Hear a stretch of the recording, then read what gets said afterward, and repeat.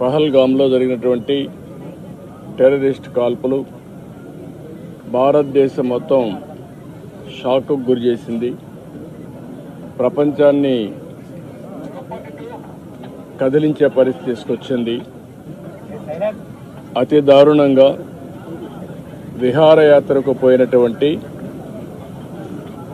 యాత్రికుల పైన విచక్షణారహితంగా కాల్పులు చేయడం, అది కూడా ఇప్పుడే చంద్రమౌళి గారితో అక్కడ ఉన్న వ్యక్తి ప్రత్యక్ష సాక్షి శశిధర్ గారు వచ్చారు. ఆయనతో మాట్లాడినప్పుడు ఆయన చెప్పిన విషయం ఏదైతే అక్కడ వీళ్ళందరూ ఉన్నారు, టాయిలెట్ కోసం బాత్రూమ్స్కి వెళ్ళారు.